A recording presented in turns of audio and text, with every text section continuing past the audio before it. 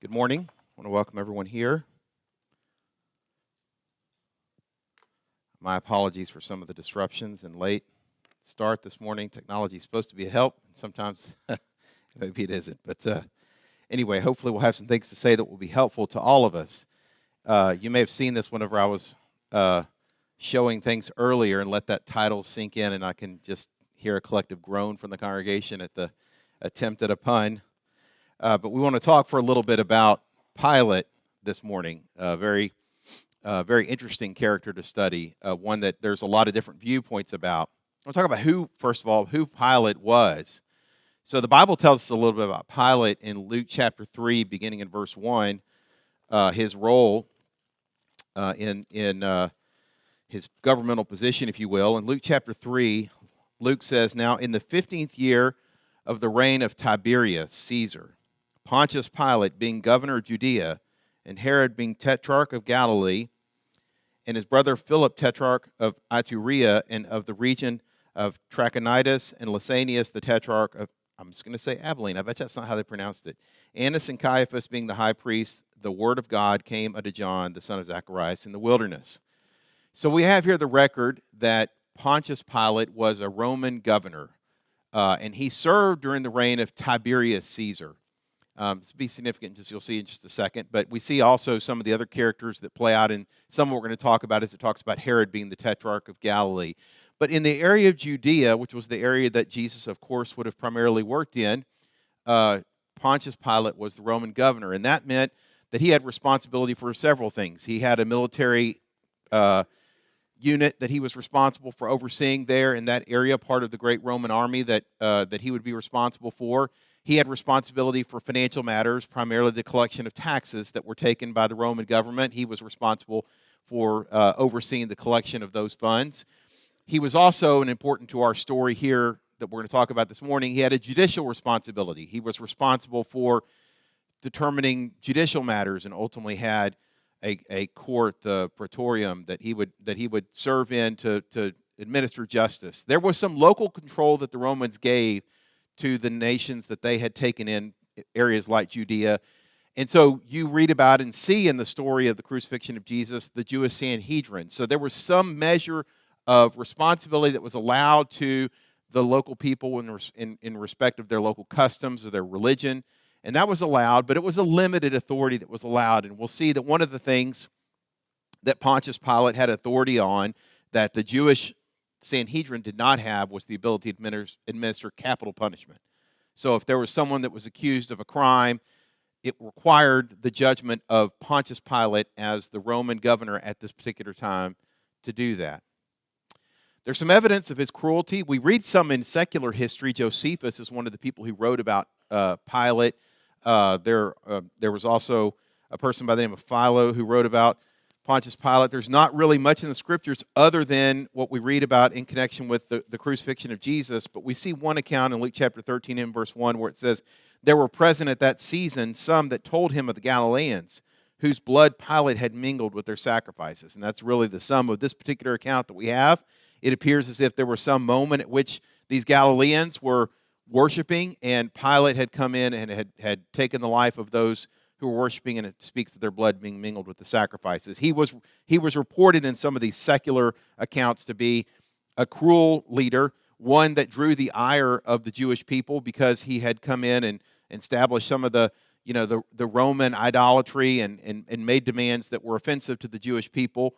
And so he was at least is reported in history to be one who was a cruel leader who was not particularly well liked by the area that he served. And importantly, he presided over the trial and crucifixion of Jesus. Not to sort of bury the lead, I guess, with that. I was listening to something. Some of my kids have heard this because I thought it was just kind of a fascinating way to look at things. But I've been listening to a podcast that Brent and Brandon have put me on to about history. And in this particular one I was listening to, they were talking about how seemingly small people who have small roles in life can sometimes play a really big role in the role of history. And in this particular one, they were describing the fact that you could make an argument that in the last 100 years, the person who most significantly impacted world history was a relative nobody, a guy who took a gun and shot Archduke Ferdinand and started World War I because Not only did that start World War I, but of course World War I led to ultimately, in some of the things that happened, World War II. And he said you can make an argument, this guy who is nowhere on the map of history other than the fact that he pulled the trigger to shoot this may have been the guy who most impacted the last 100 years of world history. It's kind of weird and interesting to think about. When we think about Pontius Pilate, you're talking about a guy, you could make an argument, who was in place to do the most significant thing that has ever happened.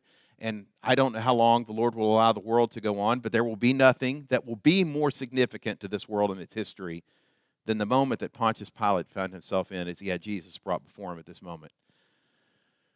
There's something called the Pilate Stone. Boy, that didn't work out too well color-wise. And here's where I wish Brandon was here to turn off the lights. If he's listening to the live stream, maybe he'll hear that and turn off the lights. But anyway, I'll just hope. But this was a stone that was found through archaeological digs in Caesarea in 1961. It was found in the area of a theater that Herod had put together, and it was part of some stairs. And the thought is that this was part of a temple that had previously been built by Pilate in honor of Tiberius. It's really hard to make out in this. Frankly, it's hard to make out in general. If you had a good picture, but you can see right here, this is the word, hey, see, he was listening. Or else somebody else has this. But this is Tiberium. So this was Tiberium, and then you can't make it out very well, but that is a Pilatus right there, Pilatus. That's kind of, or not Pilates, but it's Pilate. This is in reference to Pilate. And so they have some parts of this, but this has been dated back to the time of then. So this is actual contemporary evidence of what we read in the Bible, that during the reign of Tiberius Caesar, Pontius Pilate was the governor in this area of Judea. Again, an interesting find that was found in 1961. Just to let you know, just as an example, really, this is not critical to what we're going to talk about, but just to let you know that archaeology often will confirm the biblical account. So Pilate's pivotal place in history, as I mentioned, arguably you could make an argument, not the most significant person in history, that's the other character in the story, if you will, but obviously in a place to play a very significant role in history. There have been other people, have been important moments, and this is not necessarily part of the podcast I'm listening to, so don't beat me up too much about going too much into history. But there was another guy in history who made a horrible misjudgment. It was a guy named Neville Chamberlain. And Neville Chamberlain was the Prime Minister of England in the time of World War II beginning.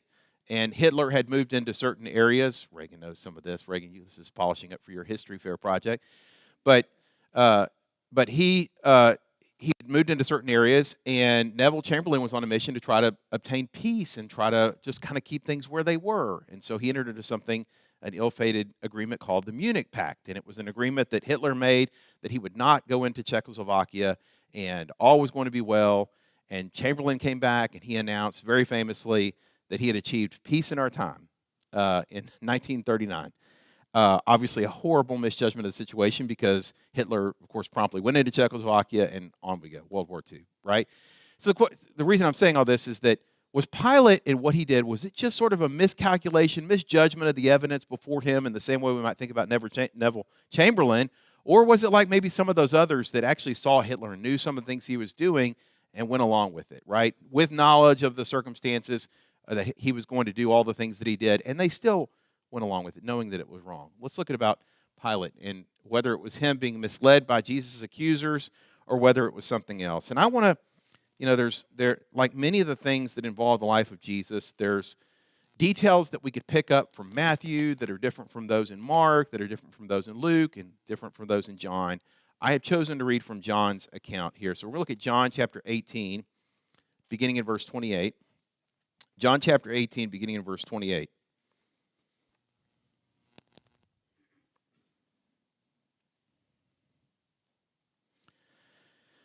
So it says, then led they Jesus from Caiaphas unto the hall of judgment. That's that praetorium I was talking about. And it was early. And they themselves went not into the judgment hall, lest they should be defiled, but that they might eat the Passover. I'm going to take a few moments maybe to editorialize as we go on. But notice just the absolute hypocrisy and just weirdness of this, right? That they did not want to go into the Roman judgment hall because they didn't want to defile themselves as part of the Passover. Never mind all the false accusations they were making against the Son of God, but they wanted to make sure they were ceremonially clean. So Pilate then went out unto them. So he goes out from that Roman area and goes in this area where they're comfortable hanging out. And it says, what accusation bring you against this man? They answered and said unto him, if he were not a malefactor, we would not have delivered him up unto thee. So, like our criminal justice system today, sort of the first order of business is being charged, right? What is the person being charged with? And so he's brought before them, and Pilate asked the very sensible first question, what accusation are you bringing against this man? And they said, hey, if he wasn't someone who had done something wrong, we wouldn't be here before you, right? What kind of answer is that? I can imagine, I don't practice criminal law, but I imagine if I were a prosecutor and stood before any of the courts today and said, hey, don't worry, judge. If this person had done something wrong, I wouldn't be here accusing them. Now, some people kind of look at it that way. Unfortunately, they're part of our jury system, right? They wouldn't be here defending themselves in a court of law if they didn't do something. That's a little bit of a problem. But that was the answer the Jews gave. They didn't want to give really the real answer that we'll see. But anyway, it says, then said Pilate unto them, take ye him and judge him according to your law. The Jews therefore said unto him, it is not lawful for us to put any man to death. So pointing out what we talked about earlier, they did not have the authority to put Jesus to death. That's why they were there before Pilate. That the saying of Jesus might be fulfilled, which he spake, signifying what death he should die. Then Pilate entered into the judgment hall again and called Jesus and said unto him, art thou the King of the Jews? Jesus answered him, sayest thou this thing of thyself, or did others tell it thee of me? Pilate answered, am I a Jew? Thine own nation and the chief priests have delivered thee unto me. What hast thou done? Jesus answered, my kingdom is not of this world. If my kingdom were of this world, then would my servants fight that I should not be delivered to the Jews. But now is the kingdom not from hence. Is my kingdom not from hence? Pilate therefore said unto him, art thou a king then? Jesus answered, thou sayest that I am a king. To this end was I born, and for this cause came I into the world, that I should bear witness unto the truth. Everyone that is of the truth heareth my voice. Pilate saith unto him, what is truth? When he had said this, he went out again unto the Jews, and saith unto them, I find in him no fault at all. But you have a custom that I should release unto you one at the Passover. Will you therefore that I release unto you the King of the Jews? Then cried they all again, saying, not this man, but Barabbas. Now Barabbas was a robber. Then Pilate therefore took Jesus and scourged him, and the soldiers platted a crown of thorns and put it on his head, and they put on him a purple robe, and said, hail, King of the Jews! And they smote him with their hands. Pilate therefore went forth again and saith unto them, behold, I bring him forth to you, that you may know that I find no fault in him. Then came Jesus forth wearing the crown of thorns and the purple robe, and Pilate saith unto them, behold the man. When the chief priests therefore and officers saw him, they cried out, saying, crucify him, crucify him. Pilate saith unto them, take ye him and crucify him, for I find no fault in him. The Jews answered him, we have a law, and by our law he ought to die, because he made himself the Son of God. When Pilate therefore heard that saying, he was the more afraid, and went again into the judgment hall, and saith unto Jesus, whence art thou? But Jesus gave no answer. Then saith Pilate unto him, speakest thou not unto me? Knowest not that I have power to crucify thee, and have power to release thee? Jesus answered, thou couldst have no power at all against me, except it were given thee from above. Therefore he that delivered me unto thee hath the greater sin. And from thenceforth Pilate sought to release him. But the Jews cried out, saying, if thou let this man go, thou art not Caesar's friend. Whosoever maketh himself a king speaketh against Caesar. When Pilate therefore heard that saying, he brought Jesus forth, and sat down in the judgment seat in a place that is called the Pavement, but in the Hebrew Gabbatha. And it was the preparation of the Passover. And about the 6th hour he saith unto the Jews, behold your king. But they cried out, away with him, crucify him. Pilate saith unto him, shall I crucify your king? The chief priests answered, we have no king but Caesar. Then delivered he him therefore unto them to be crucified, and they took Jesus and led him away. And he, bearing his cross, went forth unto a place called the place of a skull, which is in the Hebrew Golgotha, where they crucified him and two other with him, on either side one, and Jesus in the midst. And Pilate wrote a title and put it on the cross, and the writing was, Jesus of Nazareth, the King of the Jews. This title then read many of the Jews, for the place where Jesus was crucified was nigh to the city, and it was written in Hebrew and Greek and Latin. Then said the chief priests of the Jews to Pilate, write not the King of the Jews, but that he said, I am King of the Jews. Pilate answered, what I have written, I have written. Okay, so we have here John's account of what happened here, and we see in answer to the question I raised, that hopefully you saw as we read through this, this was not a Neville Chamberlain type mistake, right? This was not someone who became uh, confused or misled by those that were making the accusations against him and just didn't see through it and just got kind of snowed over, if you will, by those that were making these accusations against him? Not at all.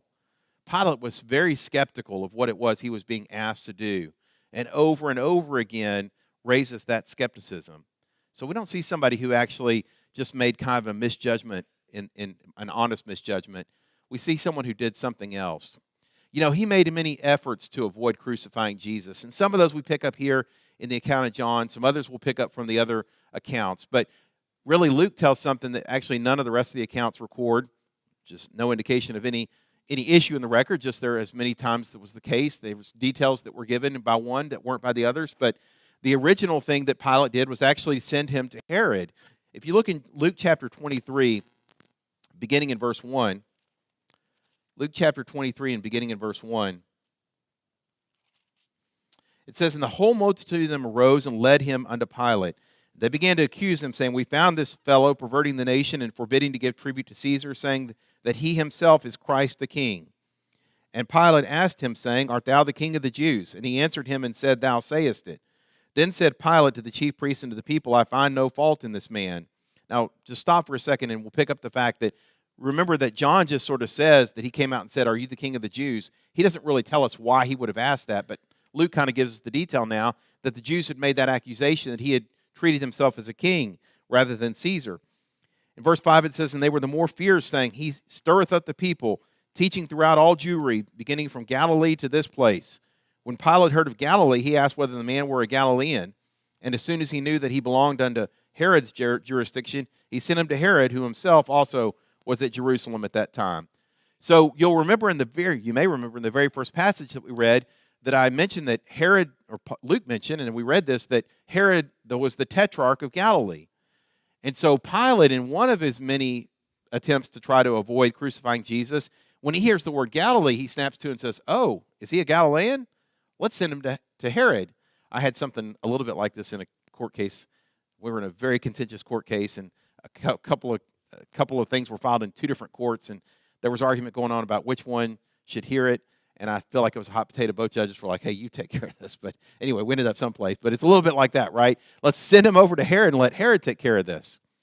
Well, Herod is. We'll read a little bit. I won't turn and read it. But Herod's really fascinated by Jesus and welcomes the opportunity to see if he had heard. He was an admirer of his teachings as much as he had heard really fantastic things that happened by Jesus, and he really wanted to see some miracle done by Jesus. But he finds no fault in him either, ultimately, and so he's sent back to Pilate. We read earlier in John chapter 18 that whenever they gave the answer that said, "Hey, we wouldn't be here if he hadn't done something wrong," Pilate's answer is, "Well, then go take him and deal with him yourselves," right? Deal with him according. If he's some malefactor that you've found guilty of something, then you go deal with him. And the answer was, "Well, we're here, Pilate, because we've got to have his death, and we can't do that according to the law." We see that he, in the midst of this, and we see this multiple times really in all the accounts, that he declared his innocence. He had examined the man and, of course, could find no wrong within him because there was no wrong to be found in anything Jesus did. In particular, the silence that Jesus gave was very, I guess, bewildering a little bit to Pilate, but it was also something I think struck him, that someone could be accused of these things and keep silence the way he did. I think it was part of maybe what led Pilate to conclude that this was actually an innocent man and someone who he needed to have no part of being a part of his crucifixion. We read that he offered to release him instead of Barabbas in John chapter 18, verse 39. As we read, there was a custom as they came to the Passover that there would be one prisoner that would be released to them. And so Pilate comes up with another idea of how he might get out of the situation, and he says, "I'll offer a prisoner to you as the occasion. How about I release Jesus, or would you rather Barabbas?" Now, when he did that, I don't know if he was purposely trying to game this question, but Barabbas, we're told in Matthew chapter 27 and verse 16, was a notable prisoner. This wasn't like, "Hey, I'll give you Jesus, or I'll give you this other guy that maybe y'all are really wanting to have out," right? This was a notable prisoner. We read about in Mark chapter 15 and verse 7 that he was guilty of insurrection, that he had committed murder in the midst of that insurrection. Luke chapter 23 and verse 25 also talks about the sedition that he was involved in. John chapter 18 and verse 40 talks about him being a robber. So this is not a savory character that Pilate is kind of giving them the choice of. He's like, how about I release one of you? It could be Jesus, this man who I see no wrong in, or how about Barabbas, this guy that's killed and stolen and committed insurrection? And, of course, we know the choice that was made by the people.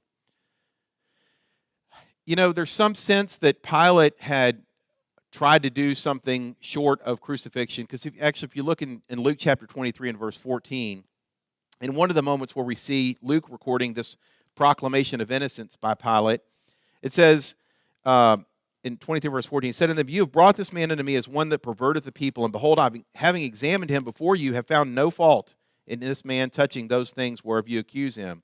No, nor yet Herod, for I sent you to him, and lo, nothing worthy of death is done unto him. I will therefore chastise him and release him.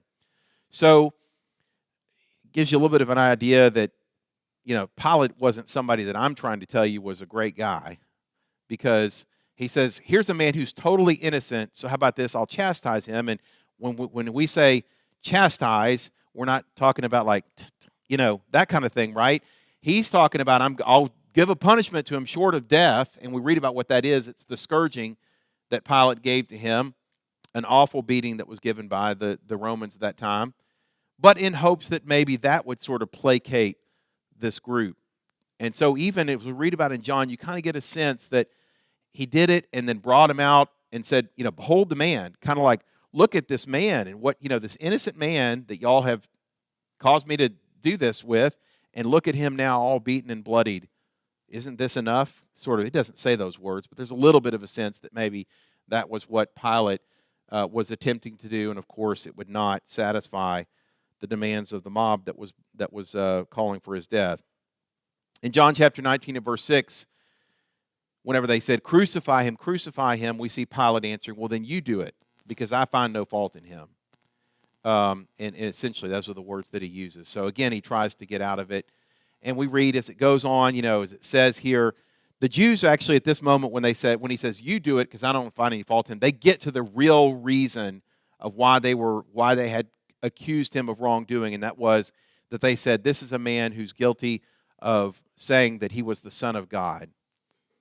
And so they're brought to actually bring the accusation out. Now, that accusation has a ring of truth to it because, of course, he was the Son of God, but it wasn't blasphemy because he was the Son of God. It's truth, right? Blasphemy is something that wasn't true.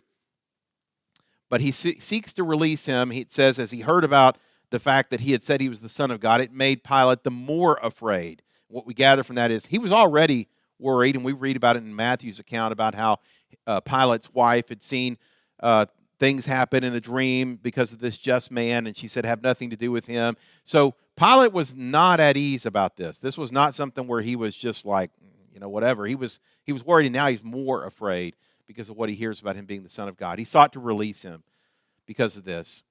And then ultimately, as it comes down to the bitter end now, in the midst of this, we also see the Jews or the chief priests play their real trump card with Pilate. And that is, they say to him that if you don't put him to death, then you're not a friend of Caesar. And we'll talk a little bit about that a little bit later. But even after that, he says, shall I crucify your king? Kind of this one last plea to try to see if they would let him off the hook for this. So there's a lot that Pilate did, and I don't say any of that I will say there are some groups within history who have actually taken the view that, and I don't know what happened after this, but that Pilate, because of all these things, must have been a convert to Christianity, and some even actually hold him up as in some sort of sainthood.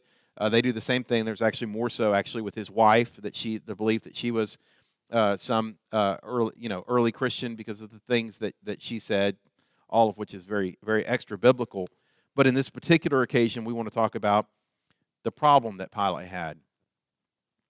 And Pilate's problem, and the whole point of what I'm trying to say in all these things and pointing out these things, was that it wasn't a lack of knowledge.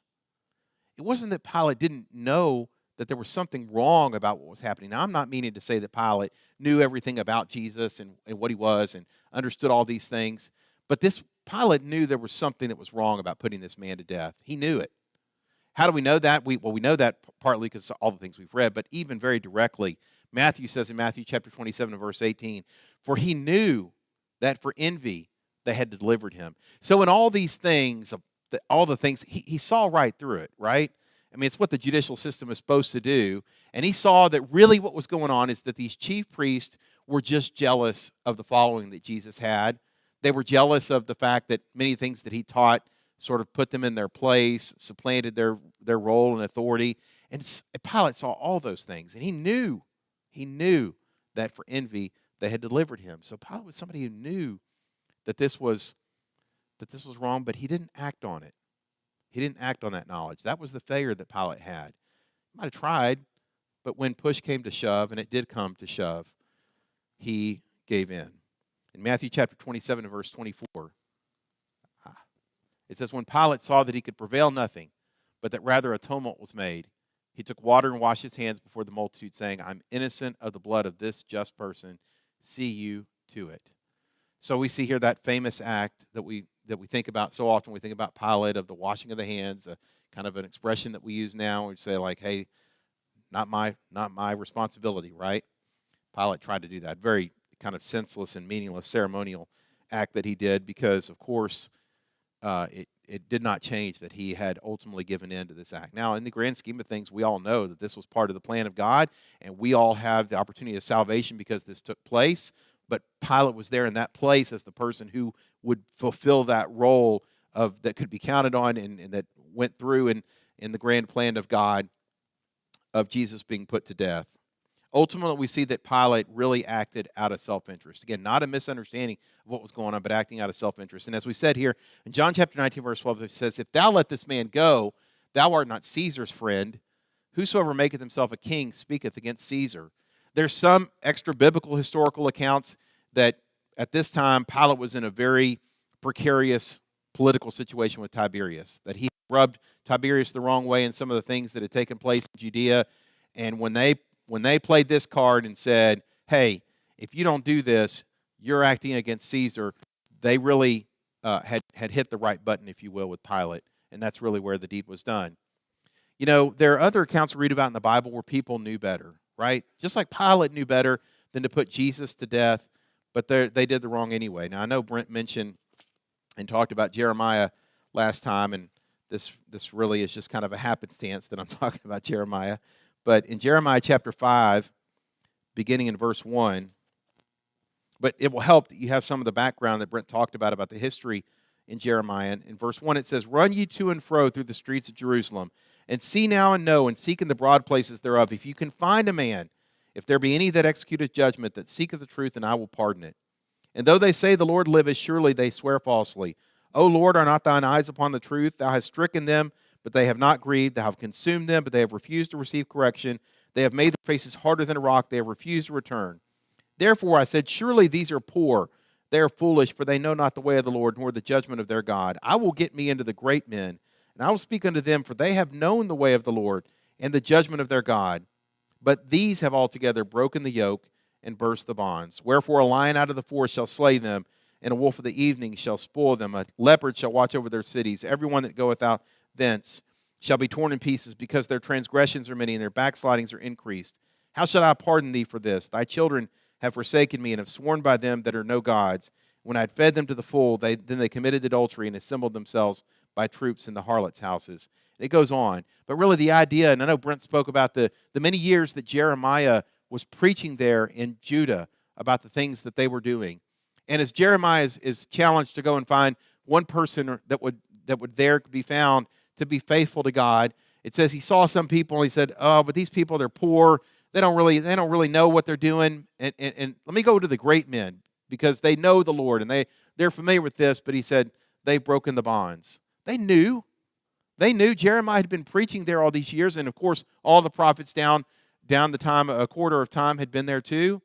And yet they had rejected it and had gone after other gods. And so God says he was going to punish them. So the question I want to ask us as we come to the kind of the last part of this is, how do we compare to Pilate? How do we compare to Pilate?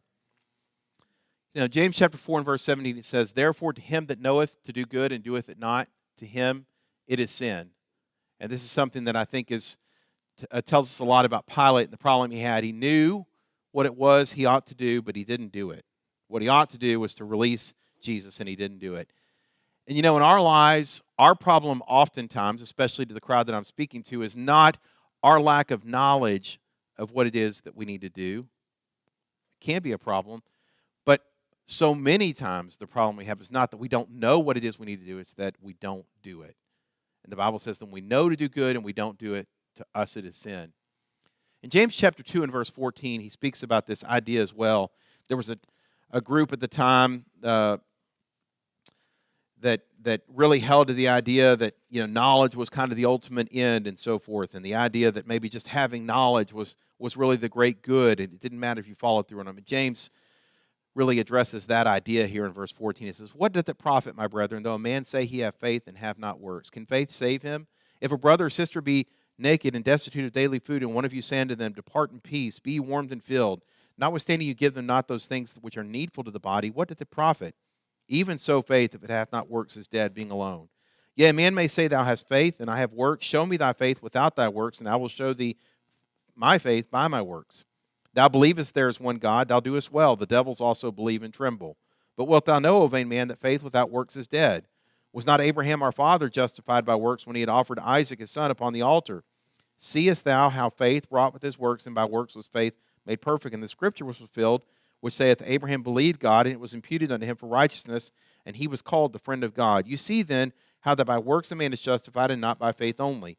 Likewise also was not Rahab the harlot justified by works, when she had received the messengers and had sent them out another way? For as the body without the spirit is dead, so faith without works is dead also."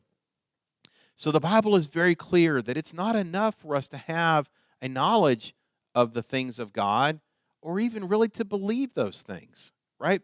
We've talked about this a few times, I know, in recent history, that we sometimes take a lot of comfort in knowing that we're here and we want to see the right things done. We subscribe to the idea that good ought to be done, but I'm trying to address the idea of whether we do that or not. And too many times in my life, I know that I know the right thing to do and I don't do it. And I want to think about a few examples of that. As we talk about knowledge not being enough, I don't mean to speak badly about the knowledge of God, because that's important. In fact, one of the things that we know to do that's good is to seek the knowledge of God, and too many times that is a good thing that we leave undone, to seek the knowledge of God. We know that we ought to, right? We all know that we ought to know God's will for our lives, and yet too many times we leave it behind. In the 119th Psalm, beginning in verse 97, the 119th Psalm, verse 97, here it's written, "Oh, how love I thy law, it is my meditation all the day. Thou through thy commandments hast made me wiser than mine enemies, for they are ever with me. I have more understanding than all my teachers, for thy testimonies are my meditation. I understand more than the ancients, because I keep thy precepts. I have refrained my feet from every evil way, that I might keep thy word. I have not departed from thy judgments, for thou hast taught me. How sweet are thy words unto my taste, yea, sweeter than honey to my mouth. Through thy precepts I get understanding, therefore I hate every false way. Thy word is a lamp unto my feet, and a light unto my path. I have sworn, and I will perform it, that I will keep thy righteous judgments." So here, as David's writing about these things, he talks about the love that he had for God's law, but you'll see in the midst of that, it wasn't just a love of that, it's that he actually carried it out, and it made a difference in the way he lived. So much so that he said, "Your word is like a lamp unto my feet and a light unto my path." It's the thing that guides me in how I should go. I use it to tell me how in a dark world I should go. And yet, I'm speaking about David. This is not me, because I don't too many times. Too many times that light is covered up and I'm just going my own way, right? I know that I ought to do that. I can read this and I can stand before you now and tell you that I know that God's word ought to be a lamp unto my feet and a light into my path, but too many times I do it my way, or just set this aside and don't do what I'm supposed to do. In Hosea chapter 4 and verse 6, Hosea chapter 4 and verse 6, kind of the other end of the spectrum here from what we read about David and his treatment of God's law. It says, "My people are destroyed for lack of knowledge, because thou hast rejected knowledge. I will also reject thee, that thou should be no priest for me. No, seeing that thou hast forgotten the law of thy God, I will also forget thy children." So don't cause me to mislead you in thinking that knowledge isn't important. It is. It's important. These are people that God says were destroyed for a lack of knowledge, but they had rejected that knowledge. And one of the things that we can leave undone is to leave God's word aside. Too many times, I will tell you in my life, I have left this building and it doesn't get hit a lick until I'm back here again. And it shouldn't be that way. Too many times we have Bibles that look like this, right? The car, like they do on the cars that say, "Wash me." My car's guilty of that thing too. We have Bibles that gather dust this way. And we need to make sure that when we know the good that is studying and learning from God's will, that we make sure that we do that. Quickly, are we standing up for the right? Another area where the problem isn't that we necessarily don't know what God wants us to do, it's just doing it. So we get into situations where, we're around another group that doesn't really teach the same things or follow the same principles, and we let our knowledge of God's will just kind of go aside and we do something different. In Ephesians chapter 4, we won't read all of this, but Ephesians chapter 4 in verse 18, it says, let's start actually in verse 17. "This I say therefore, and I testify in the Lord, that ye henceforth walk not as other Gentiles walk, in the vanity of their mind, having the understanding darkened, being alienated from the life of God through the ignorance that is in them because of the blindness of their heart, who being past feeling have given themselves over unto lasciviousness to work all uncleanness with greediness. But you have not so learned Christ. If so be that you have heard of him and have been taught by him, as the truth is in Jesus, that you put off concerning the former conversation the old man, which is corrupt according to the deceitful lust, and be renewed in the spirit of your mind, and that you put on the new man, which after God is created in righteousness and true holiness." And then he goes on to describe very many things that are a part of that. Some things that maybe I'll invite you to think about when we think about this. But he says there's these Gentiles that don't know anything about God, and they're going around and living in this way in an ignorance of me and my will. But he says, you haven't so learned Christ. You know better, basically, is what he's saying in Ephesians chapter 4. And he says, and because you know better, you need to live better. You need to do better. And so he talks about some things like not being angry, and don't be someone who lies. And he talks about don't be someone who's a part of corrupt communication, and many other things that are part that maybe we think about in our lives and we say, yeah, intellectually, I know I probably shouldn't be a part of that, but I'm a little bit like Pilate maybe because my self-interest comes in. This is what I mean by living on autopilot, if you will, that we live in such a way where our self-interest sort of guides us instead of that lamp, right? And we just kind of live in the way we want to live instead of thinking about the way that God has instructed us to live. In 1 John chapter 3, 1 John chapter 3, beginning in verse 1, it says, "Behold, what manner of love the Father hath bestowed upon us, that we should be called the sons of God. Therefore the world knoweth us not, because it knew him not. Beloved, now are we the sons of God. It doth not yet appear what it shall be, but we know that when he shall appear, we shall be like him, for we shall see him as he is. And every man that hath this hope in him purifieth himself, even as he is pure. Whosoever committeth sin transgresseth also the law, for sin is the transgression of the law. And you know that he was manifested to take away our sins, and in him is no sin. Whosoever abideth in him sinneth not. Whosoever sinneth hath not seen him, neither known him. Little children, let no man deceive you. He that doeth righteousness is righteous, even as he is righteous. He that committeth sin is of the devil, for the devil sinneth from the beginning. For this purpose the Son of God was manifested, that he might destroy the works of the devil." So very quickly, what John was pointing out is that we are the sons of God, but he says don't be confused in the idea that that's something that just comes on us because we have this title, that God expects us to purify ourselves. God expects us to live by his standards. Are we going to get perfect on that? No. And John addresses that elsewhere. I know we can read some of the scriptures and kind of get the idea, he that sins is not of God, and go, wow, man, how's anyone going to make it? But the point John's trying to make is that we're supposed to live and walk in the light as he is in the light. And he goes on to say in that particular context, if any man sin, we have an advocate with the Father, Jesus Christ the righteous. So but we're instructed to try to live as much as we can in this way. To live in a way like Jesus did, that's spoken about in 1 Peter chapter 3. We won't turn and read there. But what Peter says is basically, make sure you live in such a way where people who have it out for you and they want to make accusations against you, they'll be ashamed because they don't really have anything to say about you. You know, that's one of the things that happened with Jesus, really, is they didn't have anything that they could lay against him. They threw all these things against the wall. None of them were true. Pilate saw right through it because Jesus was perfect in all that he did. Never did anything that was worthy of any blame. And so they were ultimately ashamed because of what it was they had done. And ultimately those people were pricked in their heart a few chapters later that we see in Acts chapter 2. But live that kind of way, and we should strive to stand up for what is right. Are we telling others about Jesus? Very quickly. There's others that don't have the knowledge that we have. Judges chapter 2 and verse 10 talks about that in the beginning of the book of Judges, the people that had seen all the things that we read about in Joshua and so forth, it says that generation passed away. And it says this new generation came up that didn't know any of these things and didn't know about the law of God. How does that happen? There's something that went wrong in that generation before, that it didn't get passed down. There wasn't sort of succession planning, if you will. And so you had a generation of people who didn't know God. There's people out there who don't know God that need to hear about him. John chapter 10 and verse 16, Jesus, as he was talking about his role as the shepherd, he says, other sheep I have which are not of this fold. Jesus was interested in those who didn't know about him. And we should share that same interest. We know that, don't we? We know that other people need to know about Jesus. We know that other people need to take the steps of salvation that we read about in the Bible, and yet too many times other things get in the way, be it self-interest or whatever. So I want to encourage you to not live on autopilot. Don't live for your own ambitions, for your own self-interest. Don't live to please others. That's ultimately one of the things that Pilate did as well, just looking to kind of keep the group happy. He realized there was going to be a big stir, and he said, hey, okay. Too many times we worry about what other people think, and that's where we jump off the rails, right?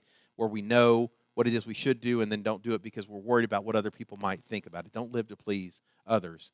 Let's not ignore or forsake the knowledge of God that we have of his truth, and live intentionally to please God. It's going to be something that we need to make sure that we're intentional about in our lives. So I appreciate you listening very much and hope that some of these things will help you and be of interest as we think about this character in the life of Jesus and some of the things that went awry in his life. I appreciate your attention and again, bearing with me this morning. If there's any here who has not become a child of God, we certainly would love to assist you with that and to enjoy the salvation that we've spoken of for just a bit this morning. If you've not taken those steps, we'd be happy to help you. If there's one who has and needs the prayers of the church, we'd be happy to assist you as well. If you'll come forward as we stand and sing the song of invitation.